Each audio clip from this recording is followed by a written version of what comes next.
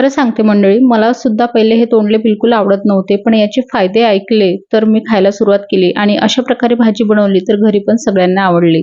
तर ही मसाला तोंडली बनवण्यासाठी तोंडली जी आहे स्वच्छ धुवून घ्यायची, त्याचे मागचे पुढचं देठ आहे काढून घ्यायचं आणि मधून या तोंडलीला एक चिरा मारून घ्यायचा. ज्या प्रकारे आपण मसाला वांगी बनवण्यासाठी चिरा मारतो, त्याच प्रकारे या तोंडलीमध्ये भरण्यासाठी मसाला बनवायचा आहे. त्यासाठी एका वाटीमध्ये हळद, मिरची पावडर, धने पावडर, जिरं पावडर, गरम मसाला, आमचूर पावडर, चवीनुसार मीठ आणि थोडं तेल घालून मिक्स करून घ्यायचा. मसाला तयार आहे.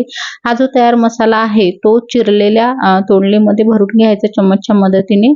आता एक चॉपर घ्यायचा आहे. त्या चॉपरमध्ये कांदा, टोमॅटो, तिखट किती हवे त्यानुसार हिरवी मिरची, अद्रक, लसण आणि कोथिंबीरच्या ज्या कोवळे काड्या असतात त्या घालून घ्यायच्या आणि चॉपरला हे चॉप करून घ्यायचं. तुम्ही मिक्सरला पल्स मोडवर सुद्धा करू शकता. आता एका कढईमध्ये तेल घेऊन त्यामध्ये जिरं आणि सोप घालायची. काही लसणाच्या अख्ख्या कळ्या सोनेरी होईपर्यंत परतून घेतल्या की लाल सुकी मिरची घालायची. चॉप करून ठेवलेलं कांदा, टोमॅटो सगळं घालून घ्यायचं. मस्त 2-3 मिनिटं परतून घ्यायचं तेल सुटेपर्यंत. नंतर ही मसाला भरलेली जी तेंडली आहे ती घालायची. उरलेला मसाला पण टाकून घ्यायचा. मिक्स करून झाकण ठेवून 4-5 मिनिटं लो फ्लेमवर छान शिजू द्यायचं.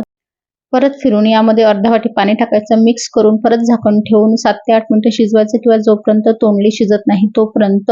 आणि बघा आपली एकदम चटपटीत अशी तोंडलीची भाजी तयार झाली आहे. एन्जॉय.